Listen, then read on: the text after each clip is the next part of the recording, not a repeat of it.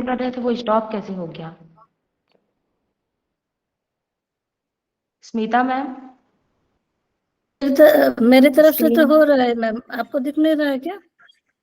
दिख रहा अच्छा, है मैम, बाकी ये लोगों को दिख रही है क्या? खेचरी मुद्रा वाला पेज हाँ जी दिख रहा है। मैम, दिख रही है। हाँ ठीक है, चलिए, है ना।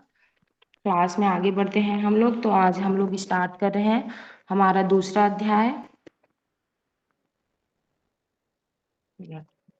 चलिए, आप ये प्ले वाले बटन पर क्लिक कर दीजिएगा। आप लोगों को, बाकी लोग को विजिबल है स्लाइड? जी मैम। विजिबल है ना? हाँ जी मैम। हाँ ठीक है। जी मैम। जी चलिए, मैम। तो सबसे पहले इसमें खेचरी के बारे में बोला कि खेचरी से पहले और है, डायरेक्ट अध्याय 2 वाले जो पेज है ना, उसको ओपन कीजिए।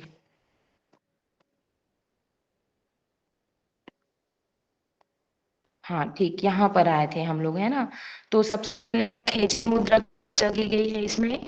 तो खेचरी विद्या का अभ्यास एवं मेलन, मेलन मतलब साधना के साथ, सॉरी, खेचरी विद्या का अभ्यास एवं मेलन साधना के साथ साथ सिद्ध होता है। केवल अभ्यास करने से मेलन या सिद्धि की प्राप्ति नहीं होती है। तो देखो, अब इसको खेचरी के क्या बोलते हैं, मेलन जो सिद्धि होगी ना, वो खेचरी विद्या का अभ्यास और मेलन दोनों को साथ साथ में करते हैं, उसके द्वारा करके हमको सिद्धि मिलती है। केवल जब हम अभ्यास करते हैं तो उसके द्वारा सिद्धि नहीं मिलती है। तो अब मेलन क्या है, प्रश्न ये उठता है। तो मेलन के बारे में कहा गया है कि मंत्र अथवा गुरु के माध्यम से प्राण शक्ति को शिव शक्ति के साथ संयुक्त करने का विधान क्या है, मेलन कहा गया है।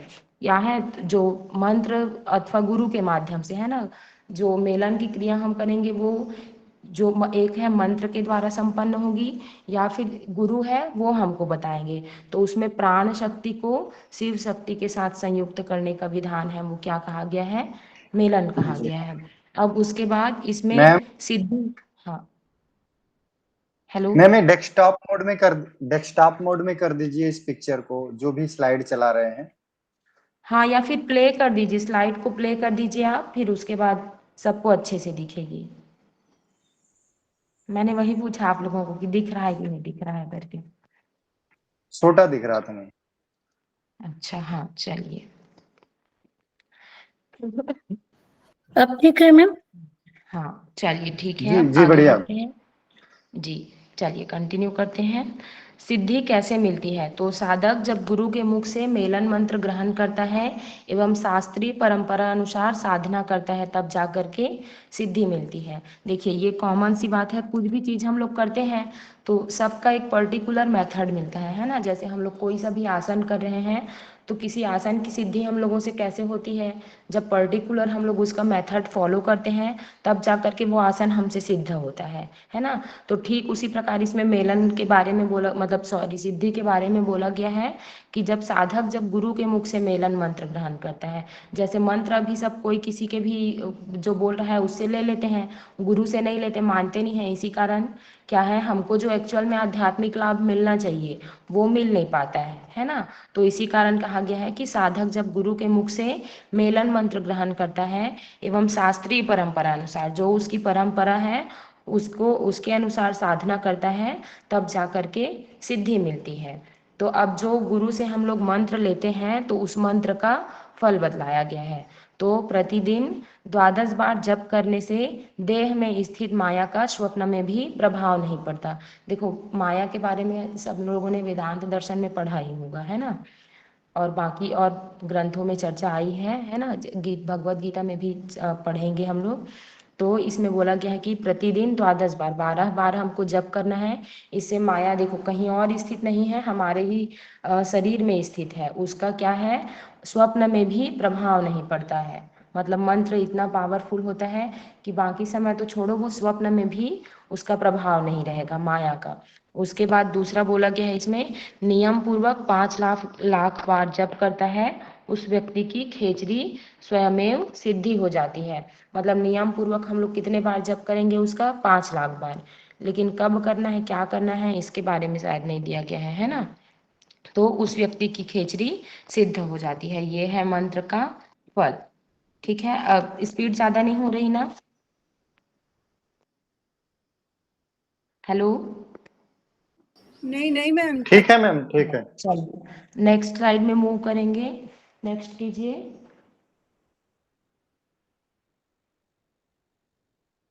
मेथड है मैम नेक्स्ट वाला। हाँ नेक्स्ट इसके कीजिए, आगे और लेके एक जाना है। इसके और हिंदी वाली स्लाइड ओपन कीजिए। Okay ma'am. आप डायरेक्ट कीबोर्ड से एरो प्रेस कर दीजिए, वो आगे चली जाएगी स्लाइड।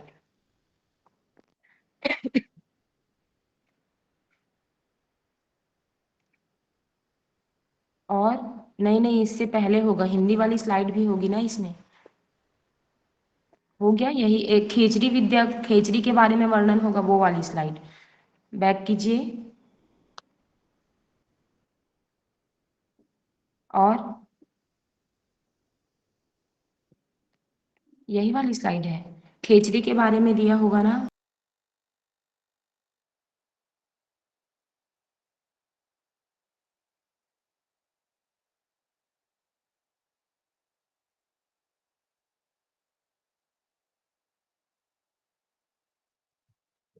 हाँ यही बोला आई थिंक, इसको क्लिक करिए।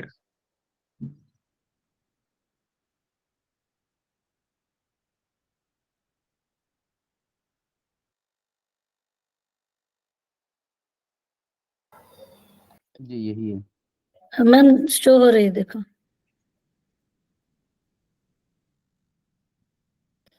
हेलो। थिंक मैम लेफ्ट हो गई, मैम लेफ्ट हो गई। Okay okay. Sorry sorry sorry, मेरा म्यूट हो गया था फोन, लेफ्ट हो गई थी उसके बाद, है ना। देखिए इससे पहले हमने क्या पढ़ा था, मंत्र का फल कि खेचरी की सिद्धि हो जाती है जब हम लोग 5 लाख बार नियम के अनुसार जप करते हैं। तो अब खेचरी की विधि क्या है। खेचरी की विधि आपने क्या बोलते हैं, हठ प्रदीपिका घेरण संहिता दोनों में पढ़ा होगा, तो इसमें भी खेचरी की विधि दी गई है। तो गुरु के निर्देशानुसार तालू के मूल को 7 दिनों तक घिसे, जिससे उसका मैल है क्या है, दूर हो जाएगा। तालू का मूल मतलब जो हमारा जीभ का जो ये निचला हिस्सा है, जो क्या बोलते हैं हमारे जो ये नीचे से, नीचे वाले तालू से जो जुड़ा हुआ है ना, उसको क्या है 7 दिन तक हमको घिसना है, जिससे कि उसका मैल है क्या, दूर हो जाए। फिर उसके बाद स्नेही या थुहर के पत्ते की तरह तीक्ष्ण धार युक्त औजार से जिह्वा के मूल को बाल भर काटे। यही स्नेही या थुहर का क्या बोलते हैं, हठ प्रदीपिका में भी वर्णन है ना। हठ प्रदीपिका या घेरण संहिता दोनों में से एक में वर्णन है। तो स्नेही या थुहर के पत्ते की तरह तीक्ष्ण धार युक्त, वो जो स्नेही या थुहर का पौधा है, उसका जो क्या बोलते हैं, जो पत्तियां हैं वो एकदम तेज धार वाली होती है। तो वैसे ही हमको तीक्ष्ण धार युक्त औजार से जीवा के मूल को क्या है, बाल भर काटना है। बाल भर मतलब देखो बाल कितना पतला होता है ना, और इसका डायामीटर भी ज्यादा नहीं होता। तो जैसे उसको काटेंगे तो एकदम बाल भर क्या है, उसको काटना है। उस मतलब एकदम छोटा सा काटना है, ये बोला गया है। फिर उसके बाद 7 दिन है उस पर हड़र। हड़र आप लोग सब लोगों ने पढ़ा होगा, आयुर्वेद पढ़े हैं कि नहीं पढ़े हैं। जी अभी नहीं मैम। आयुर्वेद स्टार्ट नहीं हुआ है ना। हाँ उसमें स्टार्ट होगा तब आप लोग पढ़ेंगे। त्रिफला करके आती है, तो उसमें से जो आंवला, बहेरा और हरड़, इन तीनों के मिश्रण को क्या है बोला जाता है, त्रिफला बोला जाता है। तो ये वही हरड़ है, औषधि होती है, मतलब इसको यूज करते हैं, है ना। तो 7 दिन क्या है, उस पर हरड़ और सेंधा नमक दोनों के चूर्ण को डालना है। पहले क्या करेंगे, 7 दिन तक घिसेंगे, उससे जीवा का मैल दूर हो जाएगा। फिर जो तेज धार युक्त औजार है उससे बाल भर काटेंगे। नेक्स्ट स्लाइड, नेक्स्ट कीजिए, है ना। हाँ, और उसके बाद है, काटने के बाद क्या क्या करेंगे, 7 दिन तक उस पे हरड़ और सेंधा का नमक है, उसको उसके चूर्ण को डालना है। उसके बाद 7 दिन हो जाएगा, फिर से बाल भर काटेंगे, ठीक है। फिर जीवा के आगे वाले हिस्से में वस्त्र लपेटकर धीरे धीरे दोहन करना है। क्या बोलते हैं, हरड़ और सेंधा नमक लगाएंगे 7 दिन तक, फिर उसके बाद बाल भर काटेंगे, है ना। फिर जो जीवा के आगे वाले हिस्से में, जो सामने वाला हिस्सा है हमारा, जो ये पॉइंट जीवा के आगे वाला, वहां पर क्या करना है, वस्त्र को लपेटना है और धीरे धीरे उसका क्या है, दोहन करना है।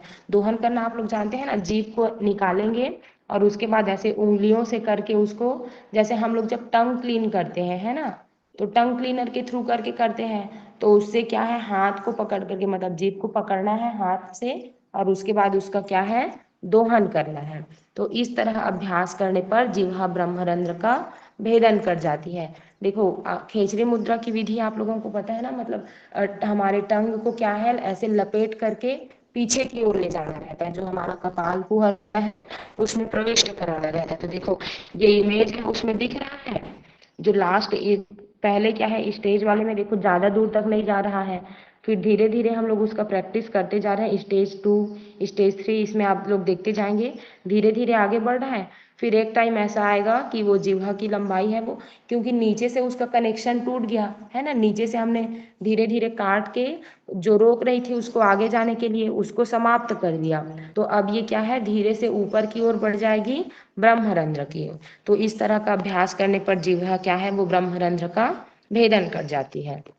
उसके बाद अब खेचरी का लाभ दिया गया है कि वलित पलित का नाश होता है ना। वलित पलित रोग बोला जाता है, किसको बोला जाता है, किसको पता है बताइए। झुर्रियाँ और सफेद बाल ना मैम, हाँ बालों का पकना मैम बालों और का बुढ़ापा। पकना बालों का और पकना, ठीक है। चेहरे पे तो जो झुर्रियाँ बालों आना। का पकना है वो नहीं होता। उसके बाद है अजर अमर हो जाता है, उसमें भी हमने पढ़ा था अजर अमर हो जाता है का कॉन्सेप्ट ये है कि जो चंद्रमंडल से जो सोम श्राव होता है ना, उसी से हमारा जीवन हम कितने दिन तक जिएंगे ये डिसाइड होता है ना। तो वो सोम जो चंद्रमंडल से जो सोम श्राव होता है वो नाभि में जा ही नहीं पाता है ना। तो इस कारण से क्या है हम लोग क्या है अजर अमर हो जाते हैं, क्योंकि वो जा ही नहीं रहा है। तो मृत्यु भी क्या है दूर हो जाती है, और जड़ा बुढ़ापा मृत्यु और रोगों का विनाश करने वाली हो जाती है। देखो हम लोग रोगों का नाश और ये जरा मृत्यु ये सब दूर क्यों हो जाती है, क्योंकि सोममंडल से जो श्राव है सोम श्राव है वो नाभि में जा ही नहीं रहा है। तो इस कारण से क्या है जो जरा मरण और बुढ़ापा ये इत्यादि है क्या है दूर हो जाते हैं। सॉरी जरा और रोग बोला गया है क्या, एक मिनट लाएंगे उसको, पिछला वाला स्लाइड लाएंगे एक बार, पिछला वाला स्लाइड। 3 एडवांटेज दिए हुए हैं ना खेचरी के। हेलो, हाँ ठीक है। जी मैम। एक अजर अमर हो जाता है, जरा और मृत्यु दूर हो जाती है, रोग भी दूर हो जाता है ना। चलिए नेक्स्ट स्लाइड कीजिए।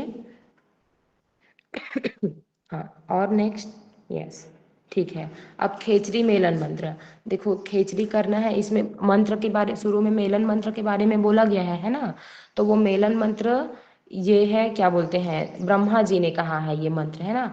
तो खेचरी का मेलन मंत्र है हीम भम शम मम पम सम छम है ना। ये जो 7 अक्षर हैं हमारे वही क्या है खेचरी का मेलन मंत्र है। आप लोग इसको सीक्वेंस से याद रख लीजिएगा, मैं भी नेट के एग्जाम में ये क्वेश्चन पूछ दे।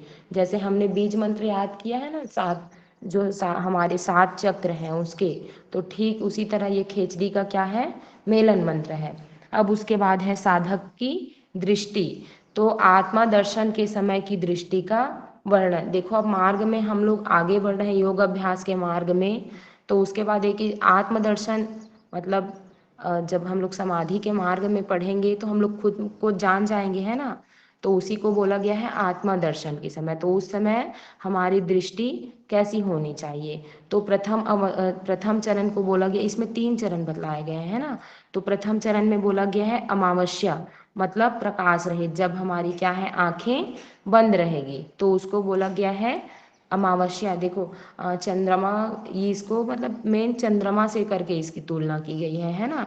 तो अमावस्या में चंद्रमा बिल्कुल भी दिखती है क्या, नहीं दिखता, सारा चीज क्या है अंधेरा रहता है, काला काला, कुछ दिखाई नहीं देता अमावस्या की रात में है ना। तो आंखें बंद कर लेंगे तो हमको कुछ चीज दिखाई देगा क्या, नहीं दिखाई देगा।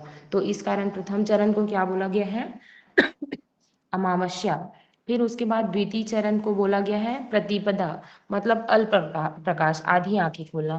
प्रतिपदा किसको बोला जाता है अमावस्या के जस्ट बाद का दिन या पूर्णिमा के जस्ट बाद का दिन जिसमें क्या है फर्स्ट डे रहता है, सॉरी अमावस्या के बाद का दिन है ना, उसको बोला जाता है प्रतिपदा। तो उसमें क्या है अल्प प्रकाश रहते हैं, आधी आंखें खोलना मतलब आंखें हैं हमारी क्या है थोड़ी सी खुली हुई रहती है। अमावस्या के बाद चंद्रमा अमावस्या के दिन बिल्कुल भी नहीं दिखाई देता, उसके बाद वो धीरे धीरे चंद्रमा का साइज है वो फिर से बढ़ते जाता है ना। तो जो प्रतिपदा है उस दिन हमको थोड़ा सा दिखाई देता है, अल्प प्रकाश रहती है, तो उसी को बोला गया है। इसमें आधी आंखें खोल करके रखते हैं, ये है हमारा द्वितीय चरण। फिर उसके बाद बोला गया है इसमें तृतीय चरण, इसको बोला गया है पूर्णिमा, पूर्ण प्रकाश। तो देखो जो जब पूर्णिमा रहती है उस दिन चंद्रमा एकदम अपने पूरे क्या बोलते हैं आकृति में रहता है ना, और उस दिन लाइटिंग भी उसमें अच्छे से रहती है, मतलब एकदम पूर्ण प्रकाशवान होता है ना, तो उसको बोला गया है पूरी आंखों को खोलकर। देखो जब आंखें हम लोग पूरी खोल करके देखेंगे तो सब चीज़ अच्छे से दिखाई देगी, तो इस कारण इसको बोला गया है पूर्णिमा। और जब थोड़ा सा खोल करके रखेंगे तो उसमें क्या है अल्प प्रकाश रहेगा, है ना, तो उसको बोला गया है प्रतिपदा। और जब आंखें बंद रहेंगी तो उसको बोला गया है अमावस्या। ठीक है, नेक्स्ट, अच्छा नीचे और बचा है, विषय और कामना दोनों से अलग होकर आत्मा में ध्यान लगाते हुए ही परमात्मा की प्राप्ति की जा सकती है। देखो विषय पहले ही हम लोग जान रहे हैं सब, हम योग मार्ग में आगे नहीं बढ़ पाते हैं, है ना, उसका कारण क्या है, हमारी इंद्रिया विषयों में क्या बोलते हैं आसक्त है। तो विषय और कामना दोनों से क्या है हमको अलग हो जाना है, फिर इस क्या है आत्मा में ध्यान लगाते हैं, तभी हमको क्या है परमेश्वर की प्राप्ति होती है। ठीक है, चलिए नेक्स्ट, यस नेक्स्ट, स्मिता जी स्लाइड नेक्स्ट कीजिए। हाँ ठीक है, अब उसके बाद है इसमें देखो परमात्मा की प्राप्ति होगा करके बोला गया है, विषयों और कामना से रहित होकर, तो अब परमात्मा की प्राप्ति एक मिनट सॉरी,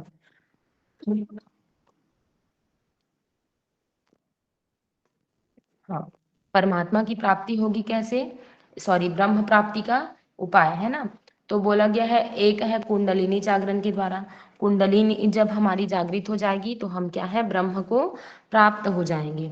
उसके बाद है षट चक्रों का भेदन, जब षट चक्रों का भेदन होगा तो भी उससे क्या है ब्रह्म की प्राप्ति हो जाएगी। और है तीनों ग्रंथियों का भेदन, जो हमारे ब्रह्म विष्णु और रुद्र ग्रंथि हैं, उन तीनों ग्रंथियों का भेदन होगा तो भी ब्रह्म की प्राप्ति की जा सकती है। उसके बाद है आत्मानुसंधान, जब स्व में स्थित, मतलब जब हम स्वयं में स्थित हो जाएंगे तो इसके द्वारा भी ब्रह्म की प्राप्ति हो जाएगी। और उसके बाद है खेचरी मेलन सिद्धि, जो ये खेचरी मेलन सिद्धि जो इस मंत्र के द्वारा हम लोग करते हैं उसके द्वारा भी हमको ब्रह्म की प्राप्ति हो जाएगी। और ध्यान अंगुष्ठ मात्र वाला, ये हमने शायद श्वेता उपनिषद में पढ़ा है क्या अभी जस्ट पिछले में, कि आत्मा का जो अपना का प्रमाण है सर। हाँ हाँ आत्मा है वो हृदय में अंगुष्ठ मात्र क्या बोलते हैं आकार वाला है करके, है ना, तो हमको ध्यान करना है किसका, उस आत्मा का। तो ये सब क्या है 6 हमारे ब्रह्म प्राप्ति के उपाय। पहला क्या है कुंडलिनी जागरण, कुंडलिनी जागरण कब होगा, जब षट चक्रों का भेदन होगा, है ना, और जब षट चक्रों का भेदन कैसे होता है, तीनों ग्रंथियों का भेदन होता है तब भी क्या है षट चक्र का भेदन होता है उसमें, तो ये 3 आपस में रिलेटेड हुए। और उसके बाद है आत्मानुसंधान, मतलब जब हम स्वयं में स्थित होते हैं तो, और एक है खेचरी मेलन सिद्धि, और खेचरी के बारे उसमें भी हठप्रदीपिका घेरण संहिता में खेचरी की बहुत ज़्यादा महिमा बताई गई है ना, तो इसमें भी खेचरी मेलन सिद्धि से क्या है हमको ब्रह्म की प्राप्ति होती है। और एक अंतिम बताया गया है ध्यान के द्वारा हमको ब्रह्म की प्राप्ति होती है। चलिए नेक्स्ट स्लाइड मूव कीजिए। मैम यस, हाँ उसमें जो मंत्र दिए हुए हैं सम 2 बार है तो वो सही है? उसमें क्या बोलते हैं रिपीटिशन में करके रहता है ना, मतलब देखो हाँ। जरूरी नहीं है कि सेम सेम करके हो, है ना, कई सारा चीज ऐसा होता है जिसमें बीच में भी करके मतलब अलग अलग सीक्वेंस रहता है ना सबका, तो इसमें वही मंत्र दिया गया है। ठीक है, चलिए अब उसके बाद आते हैं जीवन मुक्ति एवं विदेह मुक्ति। और कहाँ पर पढ़ा है आप लोगों ने, दर्शन में बताइएगा जिसमें जीवन मुक्ति एवं विदेह मुक्ति के बारे में दिया गया योग हो। दर्शन में भी बता। अच्छा ठीक है, चलिए हाँ, और भी अन्य में दिया गया है ना, जैसे कि बौद्ध दर्शन में हम लोग पढ़ते ही हैं जीवन मुक्ति एवं विदेह मुक्ति के बारे में, तो ठीक उस इसमें भी योग कुंडलिनी उपनिषद में जीवन मुक्ति एवं विदेह मुक्ति के बारे में दिया गया है। तो नित्य प्रति जो आत्मज्ञानी आत्मा का ध्यान करता है तथा मृत्यु के आने पर भी स्थिर चित्त होकर उस पर ध्यान लगाए रहता है, उससे जीवन, ये सांसारिकता है ना, उसे जीवन या सांसारिकता से मुक्ति मिल जाती है। तो देखो, जीवन मतलब नित्य प्रति जो आत्मज्ञानी है ना, ये आत्मज्ञानी व्यक्ति है, वो क्या है, आत्मा का ध्यान करता है। और मृत्यु के आने पर भी जनरली हम लोग क्या है, सब लोग डर जाएंगे, है ना, मतलब अगर किसी को पता चल जाए कि मैं मर जाऊंगी 1 घंटे के बाद, या फिर मेरी आयु इतनी ही बची हुई है, तो सब लोग क्या है, एकदम से तो पहले तो हाइपर हो जाएंगे, ऐसा होगा वैसा होगा, ये काम करना है, ऐसा करके जनरली सब लोग सोचना चालू कर देंगे, है ना। तो ये काम किसका है, आत्मज्ञानी का। मतलब ऐसा कार्य कौन कर सकता है, आत्मज्ञानी। क्या कि मृत्यु के आने पर भी वो है क्या है, स्थिर चित्त होकर उस पर अपना ध्यान लगाए रहता है, किस पर, आत्मा पर, और उससे क्या है, जीवन या सांसारिकता से मुक्ति मिल जाती है। तो नित्य प्रति जो आत्मज्ञानी व्यक्ति है, जो आत्मा का ध्यान करता है और मृत्यु के आने पर भी वो क्या है, विचलित नहीं होता, उसका चित्त है वो स्थिर रहता है, उसे क्या है, सांसारिकता से मुक्ति मिल जाती है। तो जीवन मुक्त साधक का अंतिम समय मृत्यु आने पर वह शरीर रहते हुए जीवन मुक्त एवं शरीर समाप्त होने पर उसी प्रकार विदेह मुक्त हो जाता है। तो जिस प्रकार वायु उन्मुक्त आकाश में स्पंदन रहित होकर प्रवेश कर जाते हैं। देखो, जीवन मुक्त मतलब हम लोग क्या समझते हैं कि जीवित रहते हुए भी, मतलब हमारा शरीर हमारे पास रहेगा, लेकिन उसके बाद भी हम लोग क्या है, मुक्त हो जाए रहेंगे, है ना, मतलब मोक्ष की प्राप्ति हमको हो जाई रहेगी। और उसके बाद विदेह मुक्ति मतलब जब हमारी मृत्यु होती है, तो जब मृत्यु होती है तो उसी समय हम लोग क्या है, मोक्ष को प्राप्त करते हैं, इसको बोला जाता है विदेह मुक्ति। तो जब हम लोग क्या बोलते हैं, जीवन मुक्त साधक का अंतिम समय, मतलब ये जीवन मुक्त जब हम लोग हो जाते हैं तो हमारा क्या है, कर्म संस्कार बचा हुआ ही रहता है ना। तो इस कारण से उस कर्म संस्कार को भोगने के लिए हम लोग क्या है, जीवित रहते हैं, है ना। तो जीवन मुक्त, तो वो हुआ जीवन मुक्त। तो जब जीवन मुक्त साधक का अंतिम समय मतलब मृत्यु आता है ना, तो शरीर रहते हुए तो वह जीवन मुक्त रहता है, लेकिन जैसे ही उसको जब मृत्यु आती है तो वो क्या है, विदेह मुक्त हो जाता है। जिस प्रकार वायु है वो उन्मुक्त आकाश में, मतलब वायु को आकाश में प्रवेश करने से कोई रोक सकता है क्या, वायु को कहीं पर भी जाने से कोई नहीं रोक सकता, है ना, वो जैसे भी करके है वो जाएगा, जितना भी क्या है विघ्न ऑब्स्टेकल्स वगैरह आएगा। तो आकाश में जैसे वो स्पंदन रहित होकर, मतलब बिना किसी अवरोध के क्या है, वो आकाश में प्रवेश कर जाती है, उसी प्रकार क्या है, जीवन मुक्त साधक है वो क्या है, उसको मृत्यु आने पर क्या है, वो विदेह मुक्त हो जाता है। ठीक है, चलिए नेक्स्ट स्लाइड, नेक्स्ट स्लाइड। ठीक है, अच्छा, ये इस उपनिषद का हुआ एंड। क्वेश्चन और आंसर इसमें हाँ हाँ हाँ, मैम इसमें एक स्लाइड छूटी है क्या? वो जो पहले पहले स्मिता मैम ने स्लाइड की थी उसमें एक ऋषि का फोटो बना हुआ था, वो वाली स्लाइड पढ़ी नहीं हम लोग ने। अच्छा, ओपन कर दीजिए एक बार,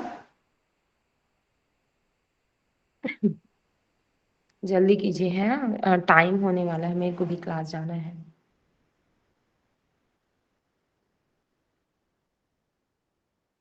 पीछे पीछे पीछे वाली स्लाइड,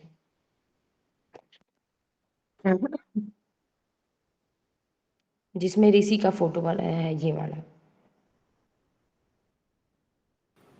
हाँ, ये दोनों जल्दी स्लाइड नहीं कीजिए। कर रहे, 31 32 शायद। अच्छा, ठीक है, जल्दी कीजिए।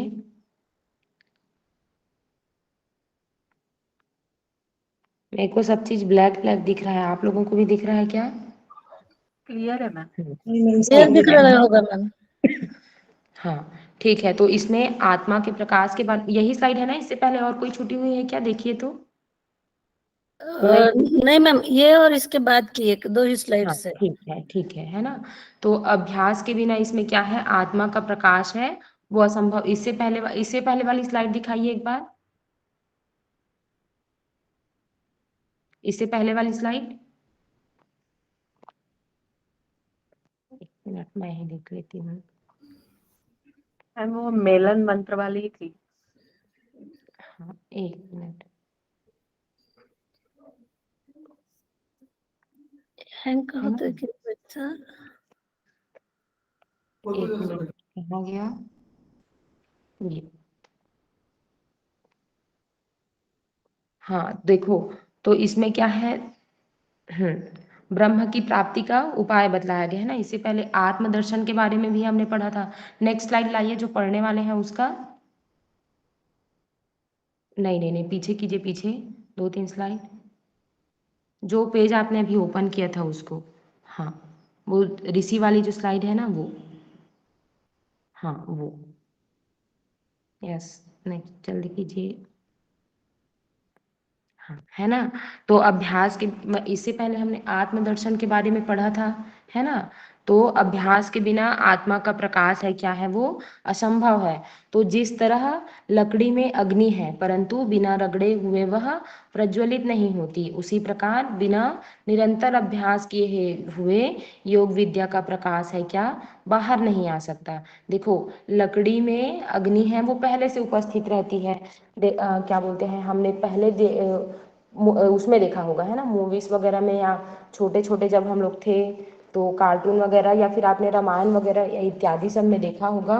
तो उसमें क्या है, लकड़ी, एक लकड़ी को ऐसे, डिस्कवरी में देखा होगा, है ना, कहीं और नहीं जाते। तो एक लकड़ी को ऐसे ऊपर में रखते हैं, फिर दूसरी लकड़ी को उसके ऊपर रखते हैं, है ना। फिर जब उन दोनों को घिसते हैं तब उसमें से क्या है, जोर से उसमें घर्षण किया जाता है, मतलब घुमाया जाता है एक लकड़ी को दूसरी लकड़ी के ऊपर। तब, या फिर जंगल में ही करके देखना, जब आपस में पेड़ एक दूसरे से टकराते हैं तो उससे क्या है, आग लग जाती है ना। तो अग्नि उसमें क्या है, पहले से ही उपस्थित है।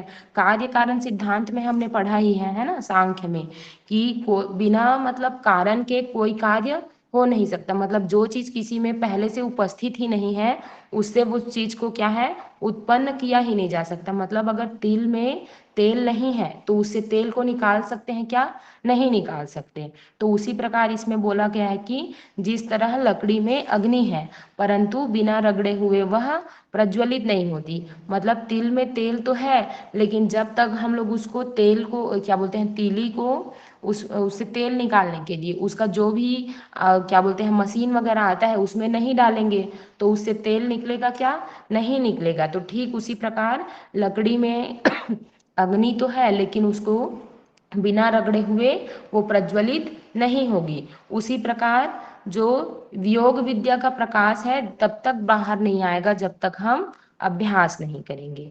तो इसी कारण बोला गया है कि अभ्यास के बिना आत्मा का प्रकाश है क्या, असंभव है। योग विद्या से ही करके आत्मा का प्रकाश होगा, और उस आत्मा का प्रभाव क्या बोलते हैं, प्रकाश कैसे होगा, जब हम निरंतर अभ्यास करेंगे। अब है सदगुरु के उपदेश से ब्रह्म का ज्ञान।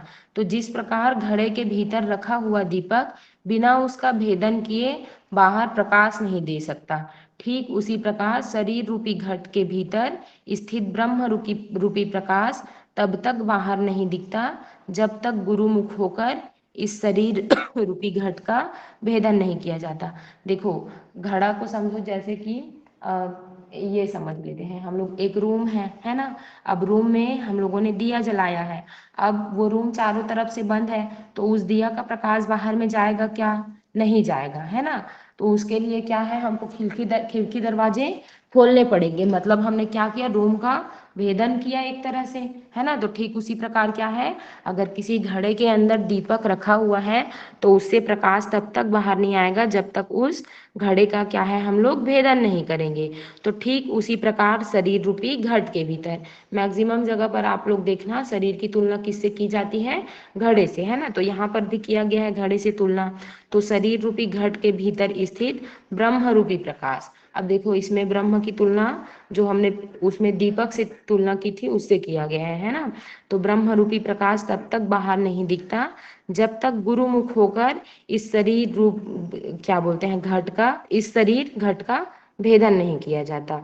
तो इस, अब शरीर हमारा जो घट रूपी शरीर है उसका भेदन कैसे होता है, गुरु के मुख से। हम लोग जब मंत्र इत्यादि ग्रहण करते हैं, है ना, तो उसी के द्वारा क्या है, शरीर के भीतर स्थित जो ब्रह्म है उसका भेदन होता है और उसका क्या है, प्रकाश बाहर आता है। ठीक है, मतलब शरीर का भेदन होता है, उसके बाद जो प्रकाश है ब्रह्म का वो बाहर आता है। अब कर्णधार मतलब नाविक रूप गुरु ही इस संसार सागर से पार होने का उपाय है।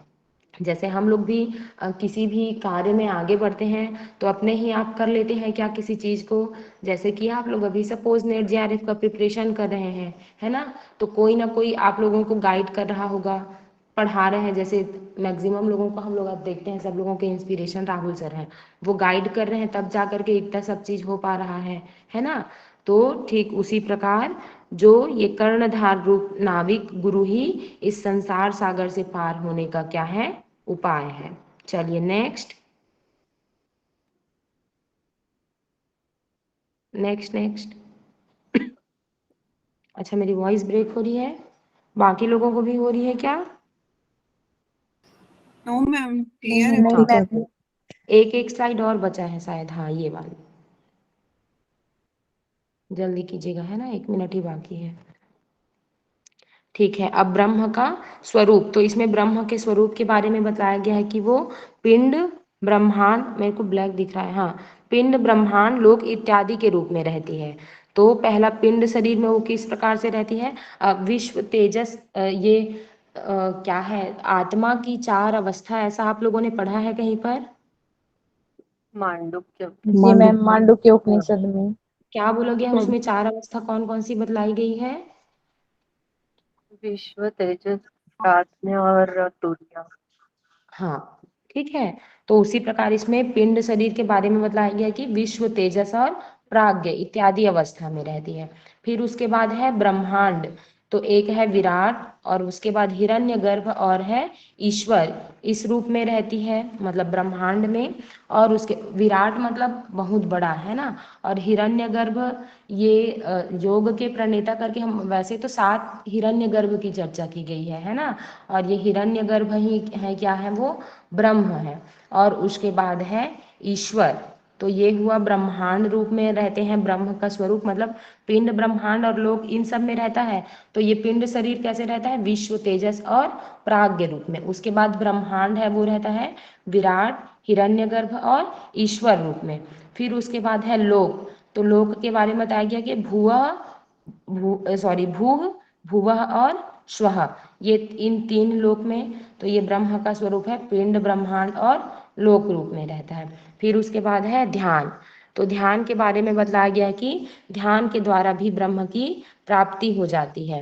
अंतःकरण में स्थित आत्मा का कलश में स्थित दीपक की तरह ध्यान करके अंगुष्ठ मात्र धूम रहित ज्योति स्वरूप, प्रकाशमान, शाश्वत और अव्यव मतलब अविनाशी आत्म तत्व का अंतःकरण में ध्यान करते रहना चाहिए। ये ध्यान है क्या है, ब्रह्म प्राप्ति का उपाय है।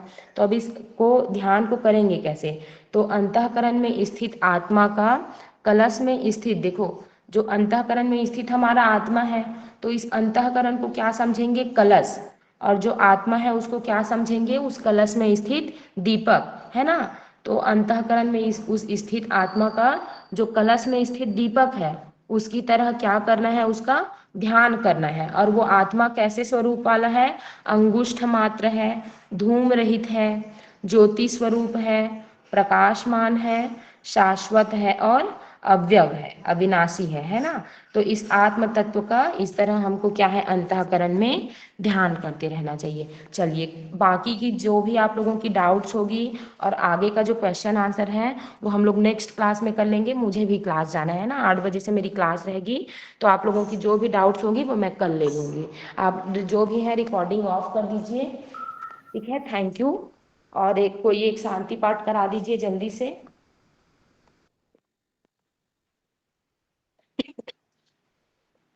रिकॉर्डिंग ऑफ हो गया?